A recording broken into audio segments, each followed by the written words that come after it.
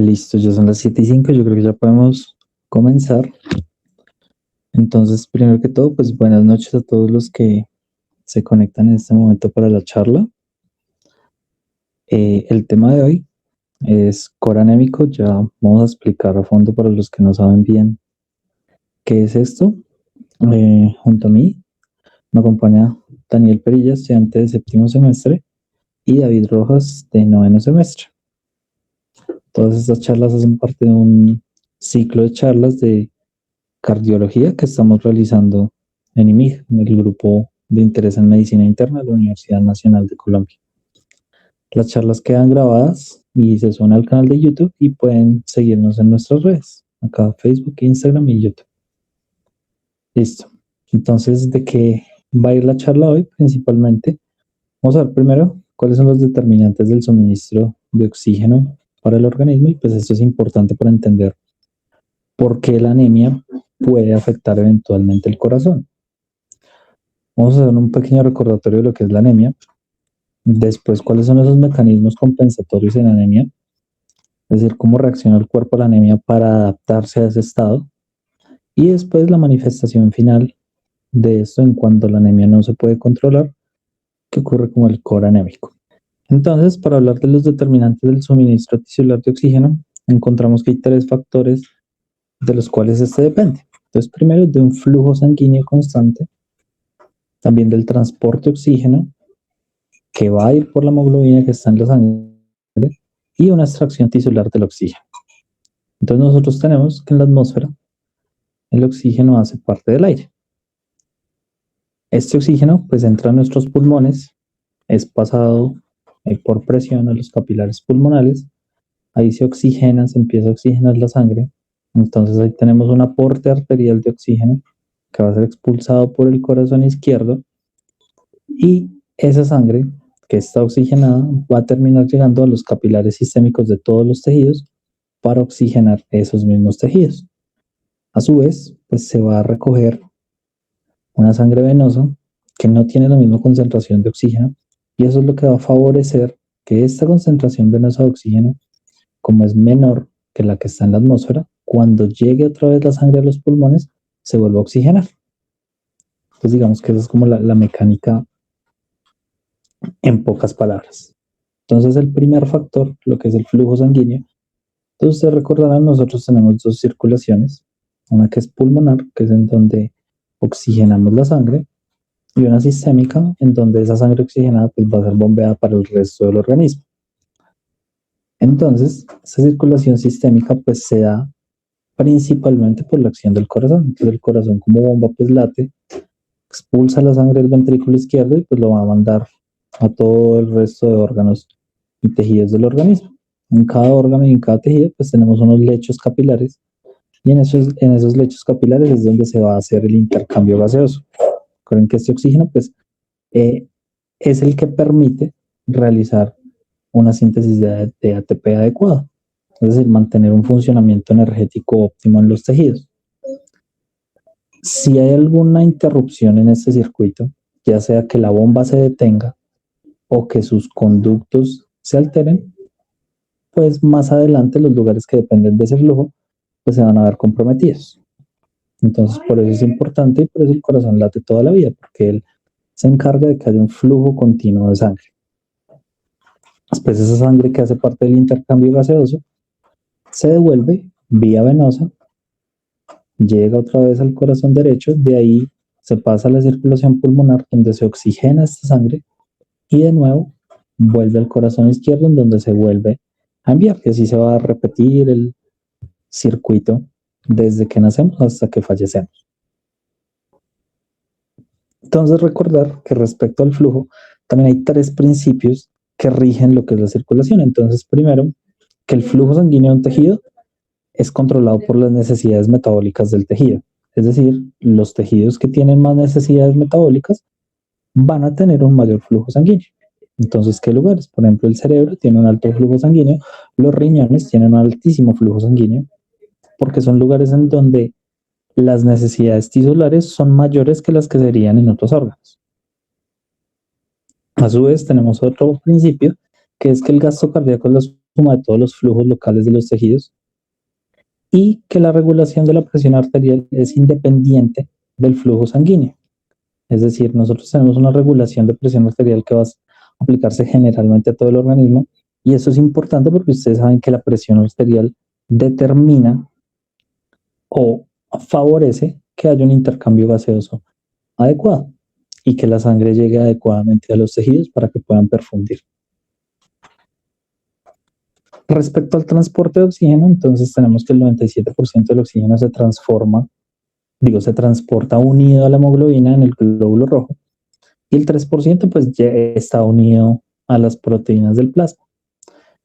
Este 97% es el que va a oxigenar la mayoría de tejidos del organismo. A su vez, es importante recordar esto, que el oxígeno se va a asociar a la hemoglobina cuando la presión parcial de oxígeno es alta y se disocia cuando la presión parcial es baja. La presión parcial del oxígeno es aproximadamente a nivel del mar, 104 milímetros de mercurio en el aire. Como la presión parcial de oxígeno en los capilares pulmonares que están recibiendo todo el flujo del corazón derecho, es decir, sangre que viene desoxigenada, es menor esa presión, pues eso hace posible que haya una fijación de oxígeno a la hemoglobina. Ustedes recuerdan que las diferencias de presiones hacen posible que haya el paso de los lugares donde hay mayor presión a donde hay menor presión. Entonces, si el oxígeno está en menor presión en la sangre respecto al ambiente, pues ese oxígeno va a entrar más fácil al eritrocito. Y lo mismo pasa en los tejidos. Entonces, las presiones parciales de oxígeno en los tejidos van a ser bajas y como dice acá, pues el oxígeno se va a disociar de la hemoglobina en este contexto. Entonces nosotros tenemos acá lo que son las presiones parciales de oxígeno y veamos en la sangre venosa, que es la que está recogiendo esa sangre que viene de todos los tejidos, las presiones bajas. Entonces en este momento, pues el oxígeno es porque ya entró al tejido. Pero vean cómo estas presiones van aumentando y ya en lo que son los capilares pulmonares y en la sangre arterial sistémica. ¿Por qué? Porque acá pues la presión va a ser mayor y eso favorece que el oxígeno entre al glóbulo rojo y se fije a la hemoglobina. Vuelve a ocurrir lo mismo. Cuando ya entra en la circulación sistémica y está en los capilares sistémicos de todos esos tejidos, como hay una presión parcial baja de oxígeno en los tejidos, pues esto permite que haya una difusión del oxígeno que está en los capilares a los tejidos. Y eso es importante porque ustedes saben que todos estos mecanismos físicos cuando se alteran, pues debe haber un mecanismo compensatorio. Acá lo vemos también. Entonces yo en la sangre tengo una presión parcial de oxígeno cada aproximadamente de 95 milímetros de mercurio y vean cómo en el intersticio y en el lugar donde están las células, pues hay presiones menores. Y por los principios físicos que ya conocemos, pues el lugar que tiene mayor presión, lo que está ahí, va a pasar al lugar en donde hay menor presión. Y eso permite que haya un paso de oxígeno del extremo arterial del capilar al tejido y a su vez que de este extremo salgan otras sustancias al extremo venoso del capilar. ¿Okay? A grandes rasgos así es que se comporta la microcirculación. Sin embargo, para que haya una disociación del oxígeno de la hemoglobina, también interfiere el pH. Entonces, ustedes saben que a un pH menor, pues la hemoglobina se une más débilmente al oxígeno. Entonces se une con menor afinidad a un pH menor. ¿Y en qué momento hay pH menor? Cuando aumenta el metabolismo en los tejidos. Entonces, como aumenta el metabolismo en los tejidos, nosotros tenemos que hay un aumento en la producción de CO2 y el CO2 pues se va a unir al agua, forma ácido carbónico y pues esto libera sus hidrogeniones. ¿Y qué pasa? Si aumento los hidrogeniones, pues disminuye el pH. Por eso en estados de acidez, el oxígeno no se va a unir tan fuertemente a la hemoglobina. Y esto también vamos a ver cómo repercute más adelante. Entonces nosotros supongo que ustedes recordarán, los que ya vieron fisiología, que tenemos una curva de afinidad del oxígeno con la hemoglobina y que esta curva puede desplazarse a la izquierda y a la derecha teniendo en cuenta unas variables que ya ahorita vamos a mencionar. Ya el último factor que determina cómo es el suministro tisular de oxígeno, pues es la extracción tisular de oxígeno, es decir, cómo los tejidos sacan el oxígeno de los capilares. Entonces, tomar oxígeno de los capilares, pues es necesario para que haya un funcionamiento de la mitocondria a nivel celular para producir el ATP. Y esto pues depende no solo del corazón como bomba para permitir el flujo, no solo de los pulmones para oxigenar la sangre, sino también la microcirculación. Entonces, cuando un tejido empieza a aumentar su demanda metabólica, pues ¿qué pasa? Pues hace unos efectos en su microvasculatura. Entonces, por ejemplo, aumenta el flujo y de esta manera pues va a llegar más oxígeno. También es importante tener en cuenta que debe haber un mecanismo que permita hacer un equilibrio entre lo que es el aporte de oxígeno o el delivery de oxígeno acá y el consumo de oxígeno, que es este VO2. Debe haber un equilibrio entre ellos. Uno pensaría que el consumo de oxígeno siempre va a ser,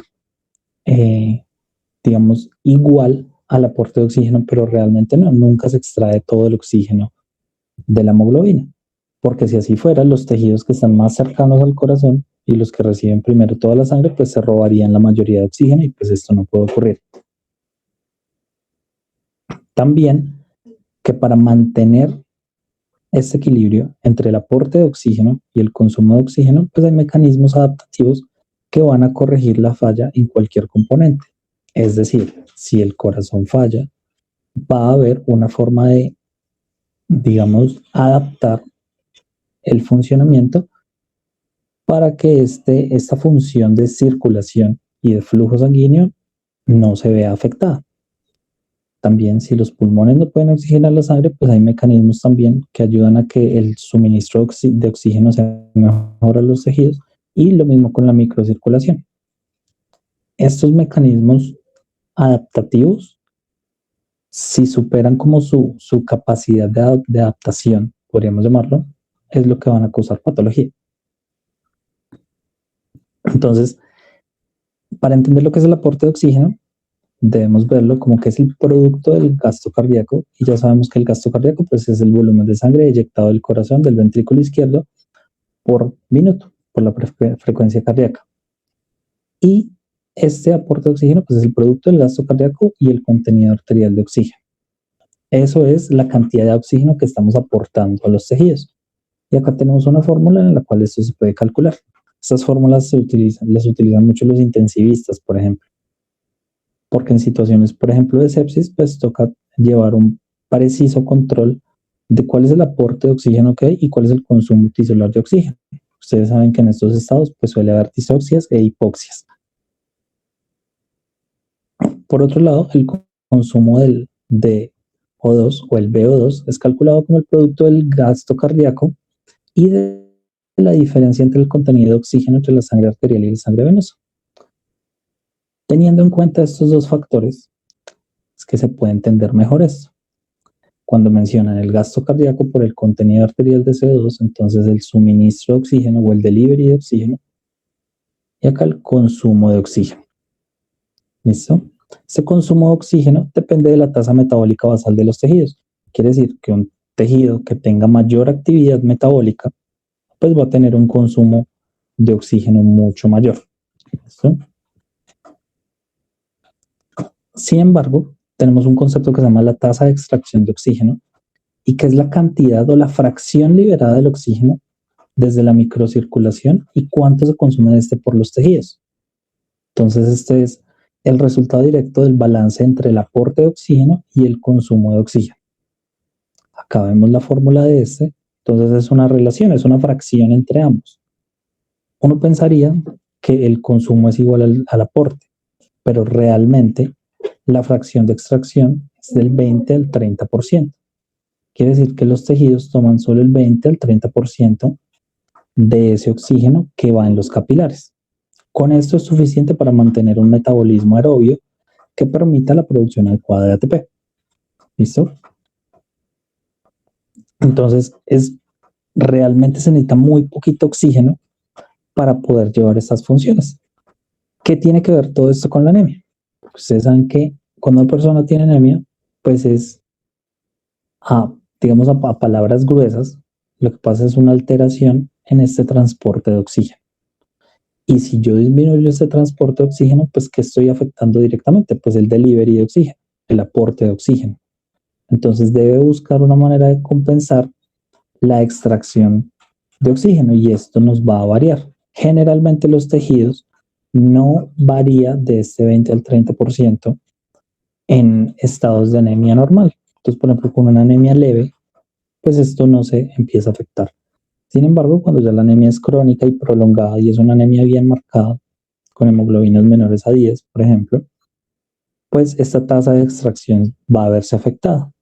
Cuando yo afecto la tasa de extracción, pues va a empezar a tener unas repercusiones que se van a manifestar como patología. Entonces, lo que dice acá, en los estados de anemia, debemos tener en cuenta que el aporte de oxígeno va a ser menor. Entonces, el DO2 va a ser menor. ¿Qué tengo que hacer yo? Pues extraerle entonces más oxígeno a la sangre de los tejidos. Entonces, ¿qué hago? Pues aumento la fracción de extracción de oxígeno.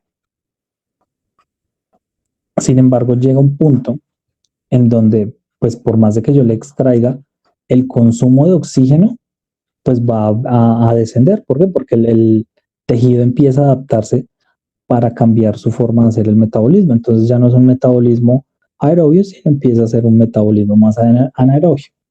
El problema de esto es que esto va a limitar muchísimo la producción de ATP y pues empieza a lesionar los tejidos. Los tejidos pueden morir si sus células no están recibiendo un aporte adecuado de ATP. Bueno, hoy voy a hablar de algunas generalidades de la anemia, entendiendo pues que va a haber una charla de anemia que va a tocar este tema más a fondo. Entonces, la anemia la podemos definir en la práctica clínica como una disminución en la concentración de hemoglobina. También se puede definir como una disminución en el hematocrito o en el conteo total de células rojas, pero operativamente es una definición mucho más complicada. Los valores de referencia para la hemoglobina se tienen que leer primero en un contexto geográfico, la altitud de la persona. A mayor altitud, los valores de hemoglobina para una población van a ser mayores. Por el grupo étnico, entendiendo que los valores de hemoglobina para pacientes de raza afro suelen ser menores. Según la edad, los valores de referencia de hemoglobina son menores en los pacientes ancianos. El sexo, los valores de referencia para las mujeres son menores que los de los hombres. Y las comorbilidades de los pacientes, entendiéndose que los pacientes que tienen una enfermedad inflamatoria crónica tienden a tener unos valores de referencia mucho más bajos. Este cuadrito que está aquí es un cuadro que proviene de un manual de hemograma creado por el Laboratorio Clínico de la Universidad de los Andes en base a la experiencia que han tenido ellos con la población de referencia que tienen, que son sus pacientes, ¿no? Lo que recomienda básicamente para la población de Bogotá tener un valor de referencia para los hombres de 13.5 a 18 de hemoglobina, de 12 a 16 gramos sobre decalitro para las mujeres, y recomiendo un hematocrito de 41 a 54% para los hombres y de 36 al 48% para las mujeres. Pues, exacto. Entonces, dentro de la aproximación de la anemia, partamos desde el punto de cualquier tipo de anemia puede causar cor anémico. Entendiendo esto, vamos a hablar un poco de cómo nos podemos aproximar a la anemia. La primera forma de aproximarnos a la anemia es a partir de la morfología que tienen las células eritrocitarias o a partir de la aproximación cinética, que la palabra es kinetic approximation en inglés, pero considero yo pues podríamos llamarlo aproximación cinética. Esta aproximación cinética básicamente lo que nos va a decir es cuál es el mecanismo por el que se está causando la anemia. Básicamente son 3 cosas muy puntuales: hemólisis, pérdida de glóbulos rojos, hemorragia, pérdida de volemia en general o disminución en la producción. Esos son son las 3 causas dentro de la aproximación cinética. También lo podemos aproximar a partir de el tamaño y la morfología que tienen estas con el cuadro hemático. Entonces, vamos a hablar de una anemia normocrómica. Cuando, Seba, si quieres, te puedes devolver un segundo, por favor. Entonces, vamos a hablar de una anemia normocítica, cuando estamos hablando de un volumen corpuscular medio entre 80 y 100 para hombres y mujeres. El volumen corpuscular medio es el espacio, el volumen teórico que un eritrocito está ocupando en la sangre y se mide en femtolitros. Vamos a hablar de microcítico cuando es menos de 80 femtolitros y de macrocítico cuando es más de 100. Puedes continuar. La otra. Listo. Dentro de las anemias normocíticas, lo primero que podríamos hacer es ver el conteo de reticulocitos que hay. Si la anemia es regenerativa o arregenerativa. En el caso de que la anemia sea regenerativa, es decir, haya un aumento de los reticulocursores de glóbulos rojos, estamos hablando de que no hay un proceso que está poniendo un pare medular. Entonces estamos pensando probablemente en hemorragias o hemólisis, ya sea porque sea autoinmune o hemólisis infecciosas, también es posible. Y si es menor al 2% la cantidad de reticulocitos, estamos hablando de una anemia arregenerativa. En este caso la llaman hipoproliferativa, en esta esquemita que está a la derecha. En el que estamos hablando que hay un proceso que está involucrando la médula ósea. Entonces aquí nos pone algunos ejemplos: leucemias, anemia plástica, aplasia de médula ósea y otros tipos de fallas en la producción. Entonces, básicamente aquí lo que nos está recomendando es hacer primero una aproximación morfológica y después una aproximación cinética al origen de la anemia, es decir, pensar cuál es la causa, si es pérdida, hemólisis o de una vez disminución en la producción. Siguiente diapositiva, por favor. Dentro de la anemia microcítica, la aproximación se hace a partir de los volúmenes y a partir del color. Entonces ahí estamos hablando de la hipocromía o la hipercromía. El color de los glóbulos rojos está dado por la concentración media de hemoglobina.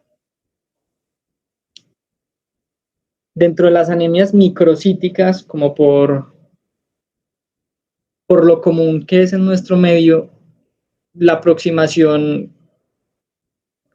inicial que podríamos hacer es a través de la ferrocinética.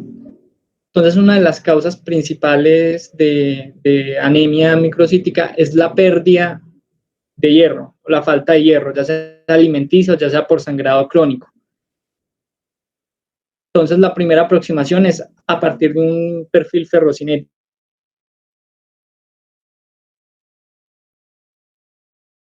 El perfil ferrocinético nos va a dar bases ferritina, transferrina, saturación de transferrina.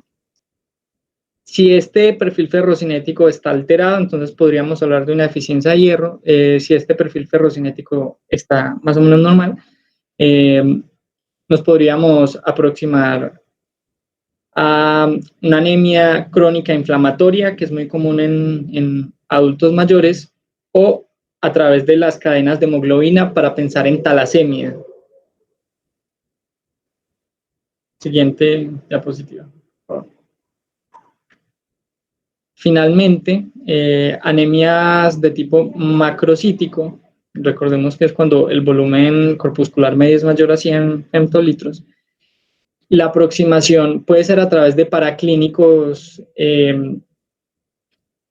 como el conteo de vitamina B12, conteo de vitamina B9, o de una vez observar las células sanguíneas para ver la morfología, si es megaloblástica o si no es megaloblástica. Las anemias megaloblásticas nos indican más que todo que es una deficiencia vitamínica, y las anemias no megaloblásticas nos pueden hablar de un síndrome mielodisplásico o alcoholismo crónico.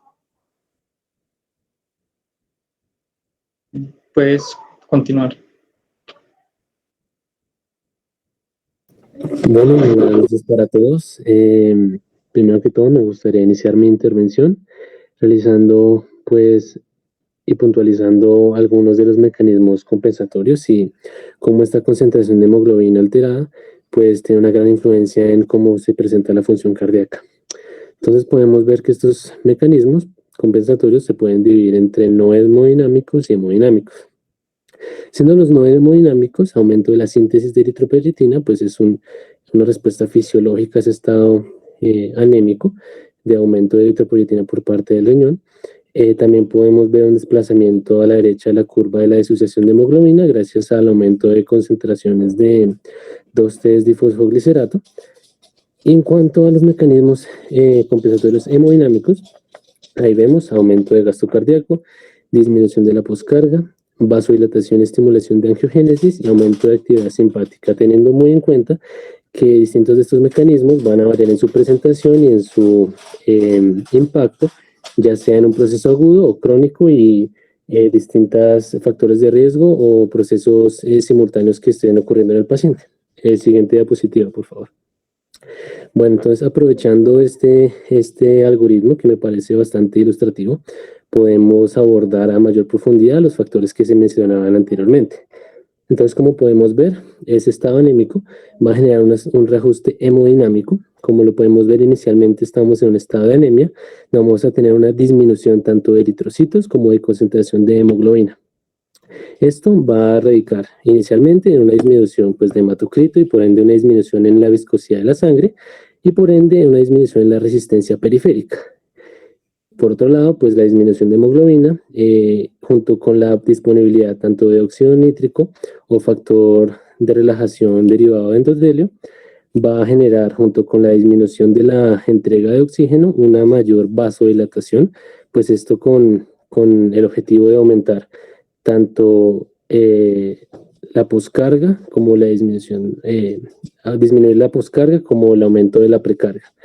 Entonces, digamos que en este caso, como ustedes lo ven abajo, eso es una condición crónica, por eso también podemos ver el reclutamiento y la utilización de vasos o microvasos en un proceso de angiogénesis para generar una redistribución sanguínea y un shunt en algunos casos pueden ser fisiológicos, pero pues en este caso de core anémico es patológico.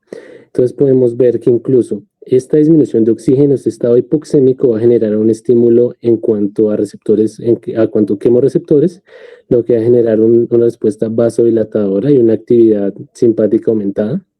Por ello vamos a tener un efecto tanto catecolaminérgico y no catecolaminérgico en términos de contracción cardíaca, cronotropismo, y en términos de fuerza, que también es el inotropismo.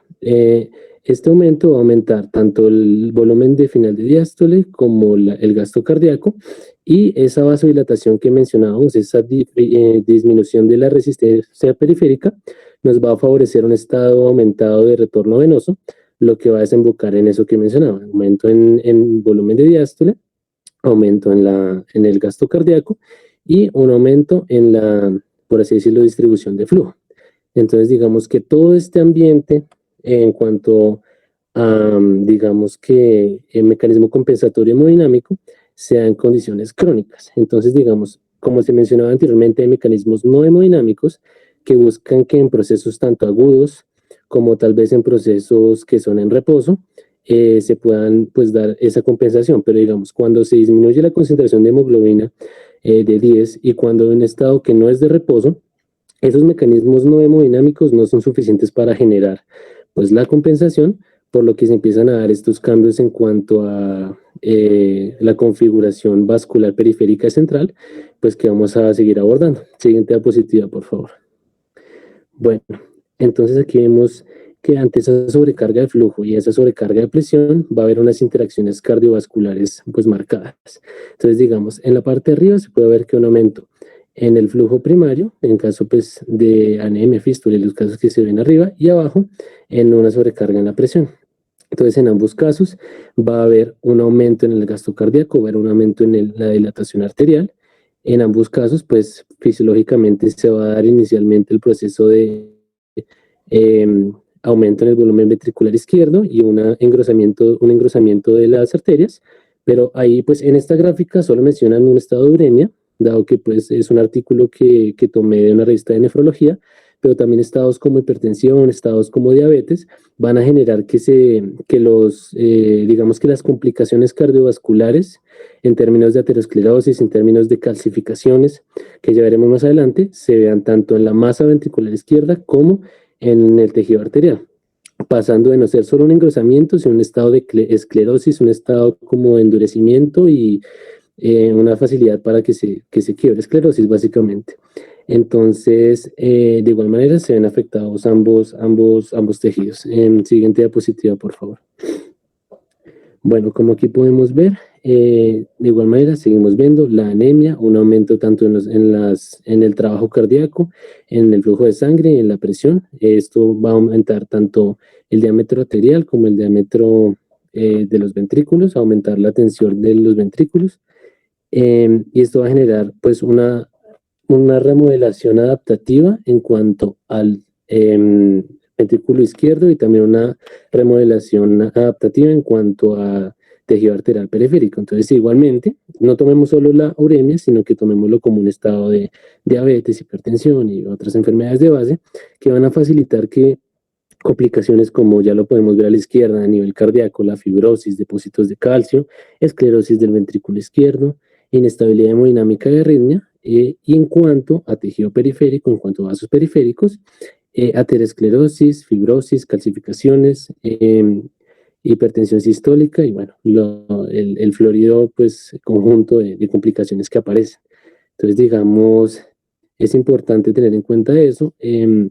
Se menciona, pues ya que es una revista de nefrología y aprovechando el espacio para hacer la correlación, que en un estado de, pues ya por así decirlo, se revisaba, por así, una falla renal de estado terminal, una complicación, enfermedad renal ya terminal.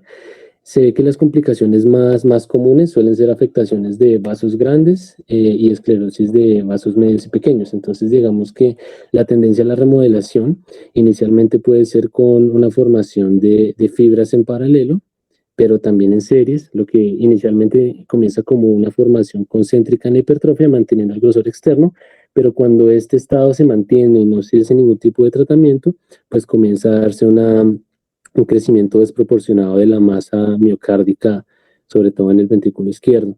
Entonces, digamos que lo que más se menciona es que cuando es un proceso agudo, es decir, una anemia de presentación aguda, con niveles de hemoglobina de 4 a 5, si se logra realizar la estabilización del paciente, son alteraciones que son reversibles, que no van a tener mayor impacto a largo plazo si se tratan a tiempo, y que incluso, para pues también dejar el dato, este tipo de alteraciones cuando se dan a nivel fisiológico también pues, son reversibles y no van a dejar algún tipo de daño pues a largo plazo. Y este tipo de cambios en la estructuración tanto del corazón como en respuesta periférica puede ser dado por aumento y maduración en el crecimiento de niños, en estados de embarazo, donde se pueden dar estas pues, reconfiguraciones del sistema cardiovascular, pero pues solo es en estados crónicos y patológicos donde la probabilidad de complicación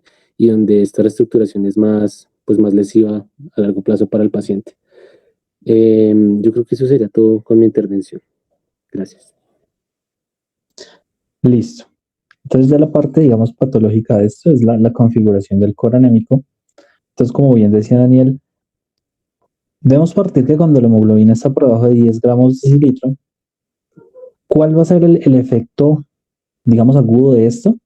Pues primero incrementar el gasto cardíaco por lo que ya vimos, para aumentar el flujo y aumentar el delivery de oxígeno tisular y de esta manera compensar la hipoxia. Si nosotros no compensamos la hipoxia, pues las células no van a poder hacer su metabolismo aeróbico adecuado. También, ¿cómo se logra? Con lo que nos mencionaban ahorita. Entonces, disminuir la viscosidad de la sangre. Ustedes saben que si la sangre es más viscosa, su flujo va a ser más adecuado. También reducir la poscarga, disminuyendo las resistencias vasculares sistémicas. ¿Y eso qué efecto tiene? Pues eventualmente va a aumentar el gasto cardíaco y incrementar la función ventricular izquierda y de este modo también pues incrementamos el gasto cardíaco. Sin embargo, este último, un incremento en la función ventricular izquierda que sea prolongado, pues va a empezar a hacer unas alteraciones y una remodelación de este ventrículo. Y acá lo podemos ver, entonces tenemos una anemia que es crónica y severa. Entonces ya se puede partir que este core anémico va a ser muy raro en casos en donde la anemia es aguda, por ejemplo, con una pérdida por hemorragia. ¿Qué va a ser lo primero? Pues va a haber una vasodilatación periférica, esto que va a permitir pues que haya un aumento del flujo. Con la vasodilatación, pues secundario a esto hay un descenso en la presión arterial, pero esto a su vez pues aumenta un eje neurohormonal y ese eje neurohormonal permite que haya un flujo y una presión arterial adecuada para compensar esa pérdida de presión arterial que tuvimos. También, ¿qué hace? Pues va a tener un efecto remodelador en el ventrículo izquierdo. Acá mencionan mucho el tema renal, y también lo mencionaba Daniel, porque ustedes saben que una de las complicaciones más usuales en enfermedad renal crónica de estadios avanzados es la anemia. ¿Por qué? Pues porque este riñón pues ya no genera la misma eritropoyetina y esto va a tener un efecto directo en la producción tanto de hemoglobina como de glóbulos rojos. A su vez, ¿esto qué nos va a causar? Una retención de sal y agua, algo que vemos que ocurre mucho en la insuficiencia cardíaca. Cuando hay esta retención, pues ¿qué pasa? Aumenta el volumen plasmático, aumenta el volumen extracelular.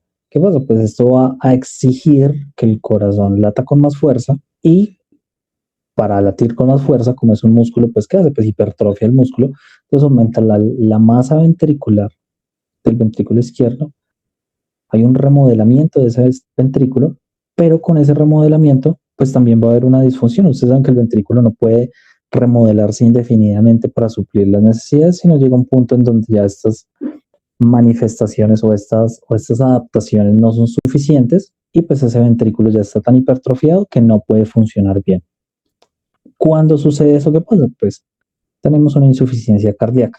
En estos casos, pues muchos los manejan como un empeoramiento de una falla cardíaca porque esto suele afectar mucho más a personas que tienen ya una insuficiencia cardíaca de base. Sin embargo, pues una persona con un corazón sano puede desarrollar un core anémico en tanto la anemia sea severa y no sea tan aguda. Por lo que les decía, generalmente cuando hay una pérdida aguda de sangre, pues los mecanismos que vamos a ver para corregir esta anemia suelen ser por otra vía. Entonces el aumento de la eritropoyetina, por ejemplo.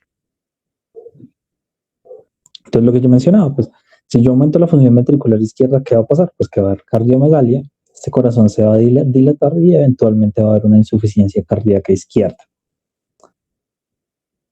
Como esto tiene una activación neurohormonal, pues también vamos a tener un estado hiperdinamico. Entonces este corazón no solo aumenta en tamaño, sino también su frecuencia cardíaca va a aumentar y esto también va a favorecer. Ustedes saben que si yo pongo a un músculo un ejercicio intenso, pues él se hipertrofia y lo mismo le va a pasar al corazón.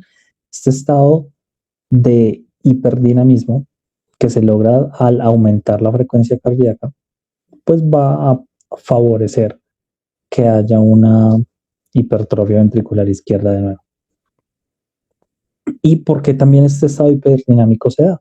Ustedes recuerdan que una de las variables del gasto cardíaco pues, es la frecuencia cardíaca. Si yo aumento la frecuencia cardíaca, aumento el gasto cardíaco.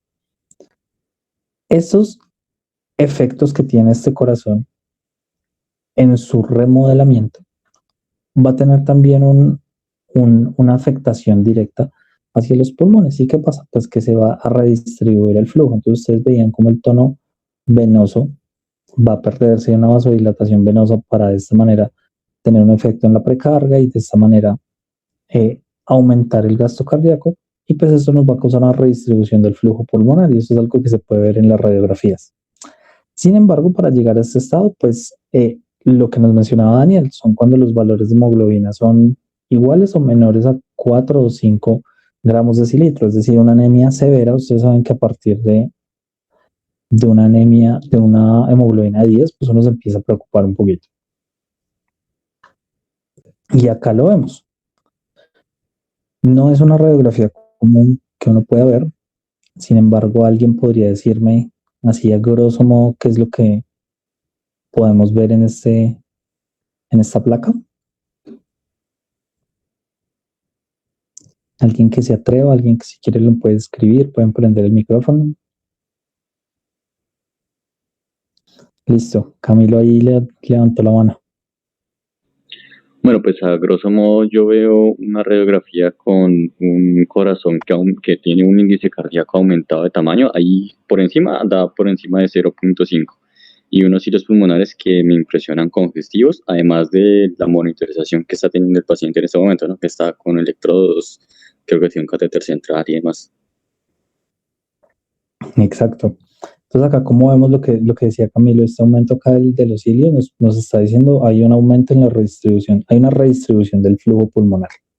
Ustedes ven este pulmón parece como congestionadito, como ahogado ahí. Si bien no hay derrame acá totalmente, vemos que ese pulmón está congestionado y lo que él menciona.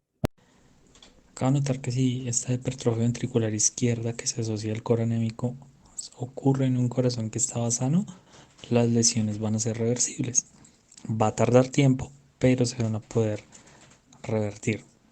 Sin embargo, pacientes que presentan insuficiencia cardíaca subyacente, es decir, que ya la tienen de base, la anemia puede agudizarles una insuficiencia cardíaca. Y además esto pues tiene un impacto directo en la mortalidad. Entonces hay estudios donde demuestran que los pacientes que ya tienen insuficiencia cardíaca crónica y hacen un coro anémico pues van a tener tasas de mortalidad mayores a las usuales. Ya respecto al tratamiento, entonces lo importante obviamente pues es corregir la causa, y en este caso ¿qué es? Corregir la anemia.